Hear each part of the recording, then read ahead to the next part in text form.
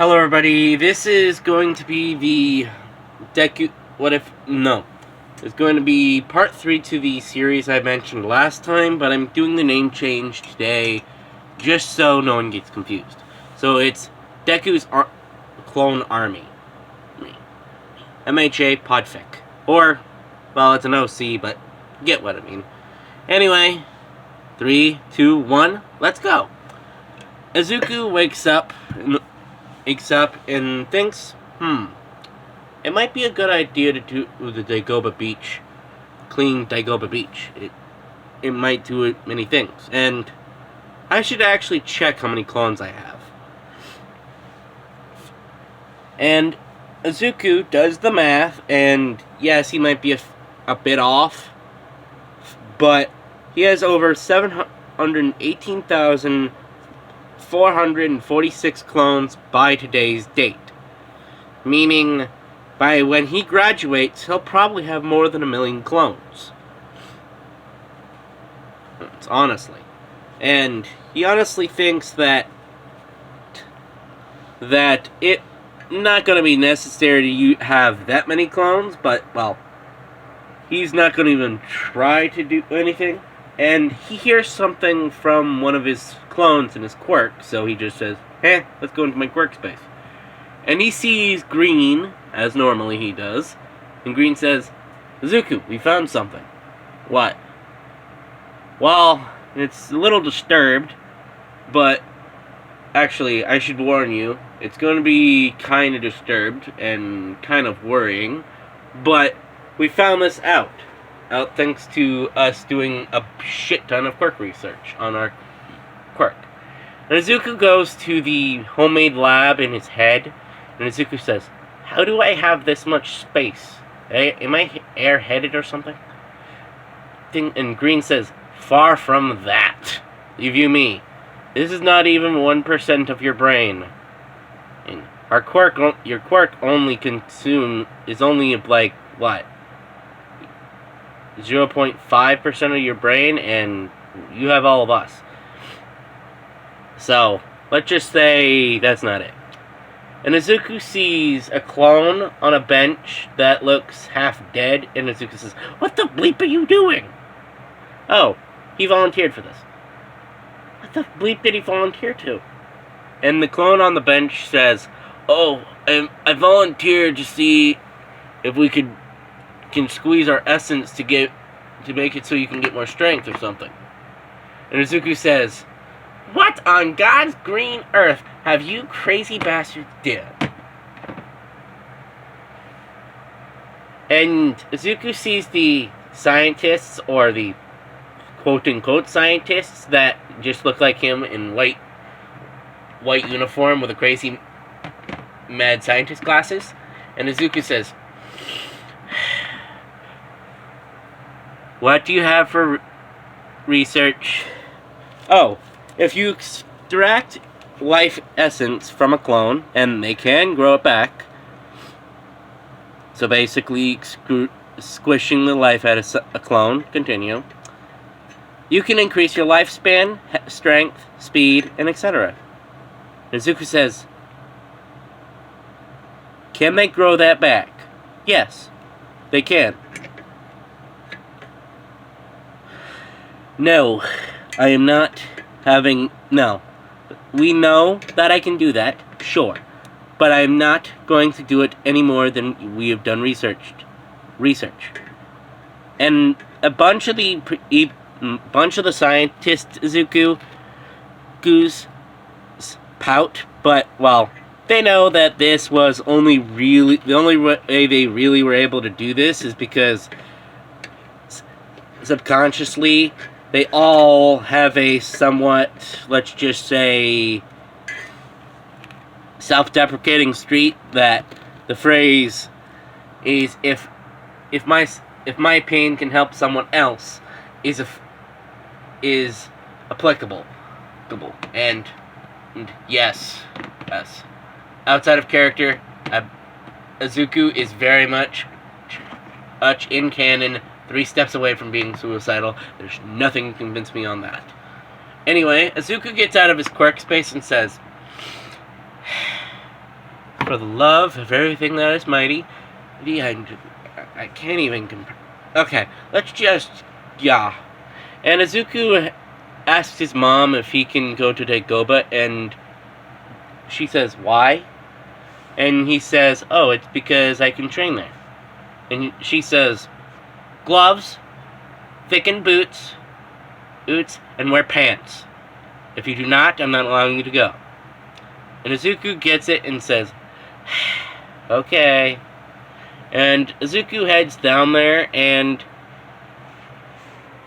well, over the next, I'd say, 10 months to his entrance exam, he, for example, sees the fact that there's already a dumpster there, and sees a machine that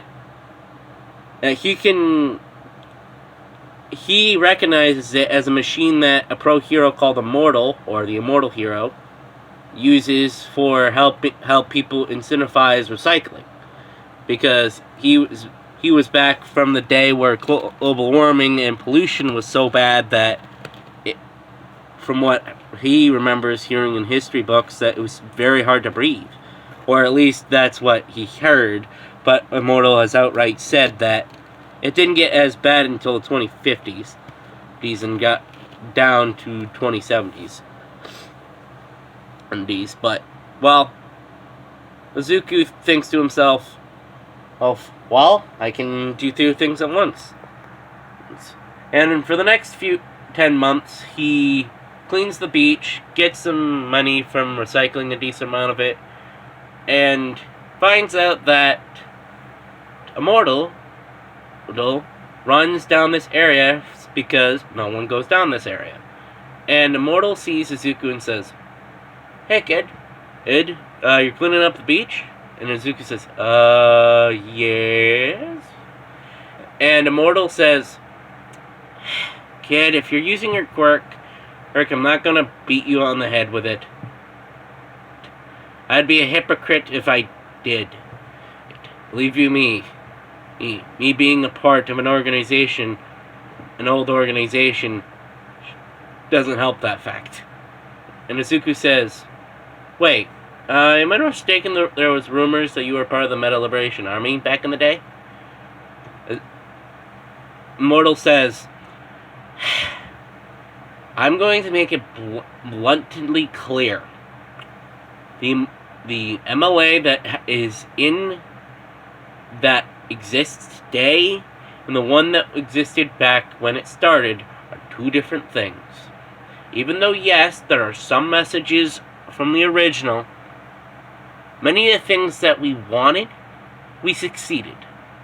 I'm not going to even get you into that tangent. Izuku sits down and says, no, I'm very curious, and Izuku grabs a notebook from God knows where, and says, continue. And Immortal says, really? You want to hear me tangent? Izuku says, I mutter like I can very much mutter, so I can feel the exact same thing. And Immortal says, well, if you have enough time. Basically, the original message of the MLA was to make sure people can use their quirks without being prosecuted. That was one of our primary goals, and another primary goal is for people not to be discriminated against just because you have a meta ability or quirk. And honestly, I dislike the fact that the Meta Liberation Army of today quite literally disuse the fact that they don't call their quirks, because yes, I can say that the government kind of grabbed the term that at Guanti, or just say the leader of the MLA in the beginning, Ning's mother's used, but let's just say this, is that I, as an MLA member, or formerly MLA member, still use quirk instead of meta ability, because, well, quirks are as common as bread. Okay, that's not a great example, but you know what I mean. Is that majority of people in this world have quirks, even though, yes, I would say at least 20 to 22% of the population doesn't have a quirk. But in my opinion, see that many of the things we were fighting for, we fought for and won. Yes, we can't really, many people can't use their quirks like they want, like people with flying.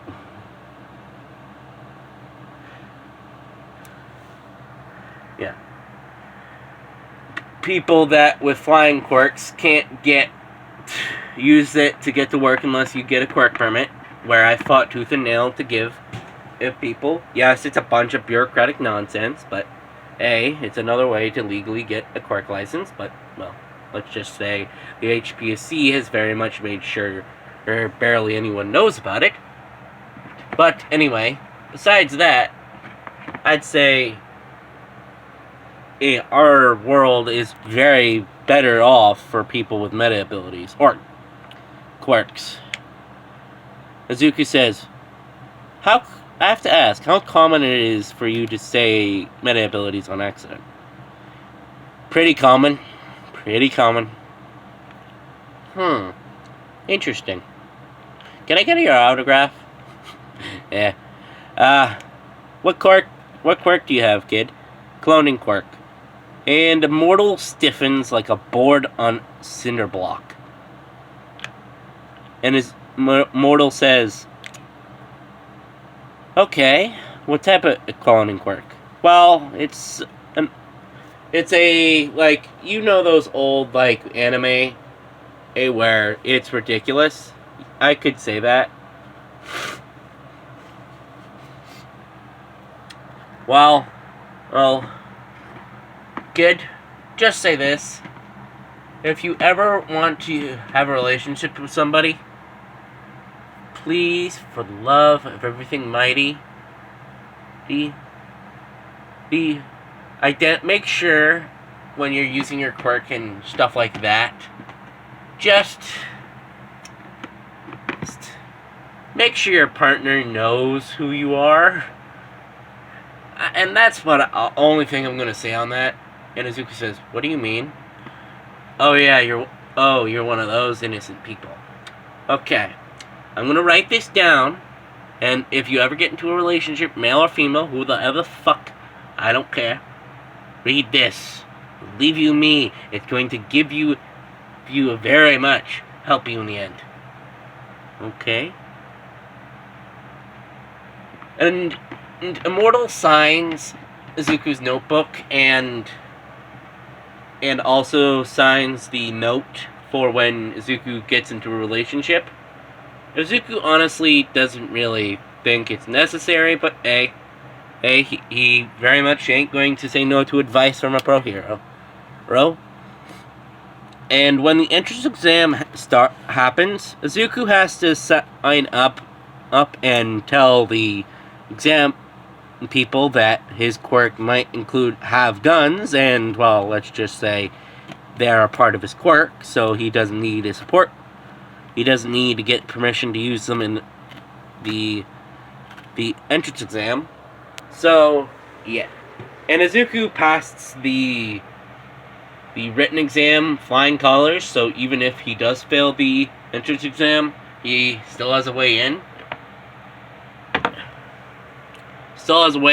So he doesn't need to worry about that. And Izuku thinks to himself, okay, practical exam. And he goes to the proctor to get the knowledge to do the practical exam, and President Mike says, everybody here, and outside of character. I don't know the exact words. I'm doing this from memory. And Izuku yells, here, and everyone looks at Izuku like he's an idiot.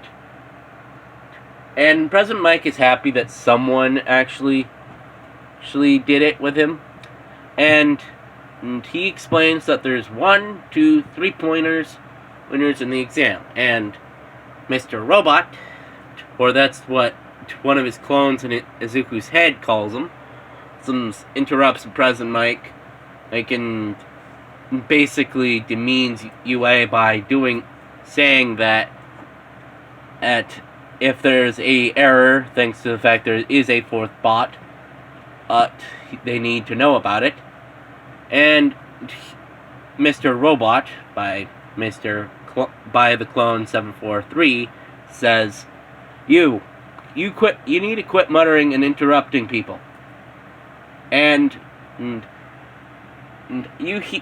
Izuku hears the fact that there are many people that say, isn't that kind of hypocritical? And President Mike says, that robot's primarily just a gimmick, so you don't need to worry about him. So I'd say you really don't need to worry about him because he's only a 0-pointer. And this Izuku and the people taking the exam get out of the introduction area to go to their areas.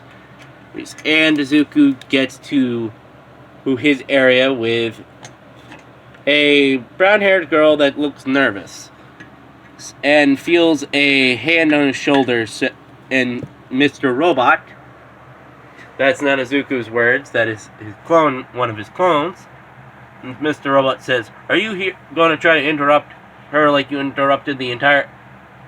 And Izuku feels out of his control, because this does happen. Out of his control, this does happen. A clone grabs Mr. Robot's hand and says, Mr. Robot, can you quit being an arrogant prick? And we all know who Mr. Robot is, but Mr. Robot says, hey, I'm not a robot. You're stiffed as one. Anyway, boss, can we come out now? And Izuku says, technically we can prepare before the exam, so... And 1 second there's only one, and the next second there's over 10,000 clones in one area. Yeah. And the other examinees are confused as fuck because there's now 10,000, and President Mike says, goo! And Izuku's army starts to go, and honestly, Izuku just starts with a ham because every clone has as a form of gun, from a Thompson machine gun to one of them having a sniper rifle. And Izuku just starts trying to get as many points as he can, but understands that everyone else is trying to as well. And Izuku's trying to make sure all his clones make it so the other examinees can try to get some points, but many of them are just saying, yeah, no. Oh. And just taking as many of them as they can, and, well, let's just say, with everyone in the judging room, every single teacher's mouth is to the floor. Even Eraserhead's actually, no, it's not to the floor, that's a little too extreme and unrealistic. Eraserhead's jaw is from where he normally has it to where someone would normally be shocked. This is him being super shocked. Basically his mouth opens agape, but everyone else is just gobsmacked. And Ectoplasm says, holy cow, how many clones does this one kid have? And Midnight says, holy cow. And everyone can tell it is extreme when Midnight can't even make a sex joke out of it. And All Might says, he wasn't kidding. Kidding, it was a good cloning quirk. Nezu cackles and says, interesting. Ectoplasm says, Holy cow. Nezu? May I? Yes, you can. Especially thanks to you helping Garagoto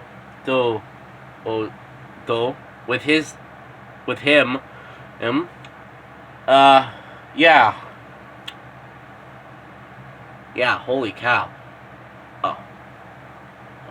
Yeah. And outside of character, I don't know the exact pronunciation of Twice's real name, but in this timeline, I'm not having him as a villain. I know that might limit what I can do, but I think that I can do that. Anyway, Izuku just attacks everything with a passion, and outside of character, Izuku takes all Mineta's points. Anyway, and Izuku, after a good 10-20 minutes, honestly calls a majority of them back. Yes, not all of them, only like a good 90% of them. And he only does it when they're injured. And what he calls injured and what his clones call injured are two different things. And yes, what other people call injured is also a different thing. For example, he calls something injured as something of a broken arm. Most people call something injured a broken finger. What the clones consider injured as near dead.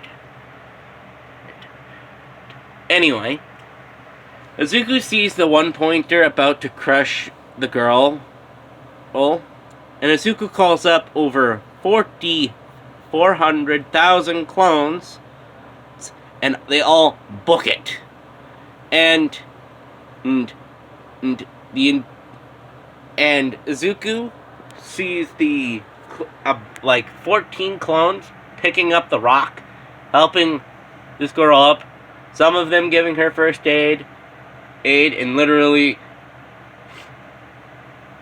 bringing out a stretcher from his mindscape, and the rest are fighting the 0-pointer with some success because all of them are literally climbing up on the thing and have the amount of self-preservation as Izuku, Midoriya, and Ganon. Outside of character, you know. Oh, and they all attack the 0-pointer, and literally some of them grab power tools from his brain space, and let's just say this, they literally disassemble the head of this robot, and have it fall to the ground. And Power says, what the absolute fuck? What this kid can't do.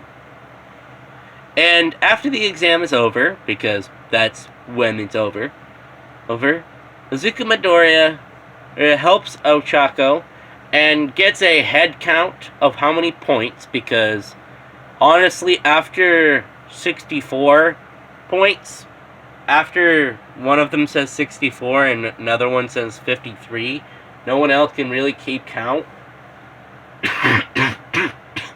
But they can say definitively that you're going to have a decently good score. And Izuku says, help anybody? And a decent amount of them do say, yep. And Izuku heads home and sees how much he's used today, and he says, I've used over 4 pounds of fat today? Wow. Well, I'm so glad quirk exhaustion isn't the same for everybody. And Izuku heads to bed. And the judges for the exam say, Nezu? Izu says, Aizawa. Aizawa says, I know I'm having the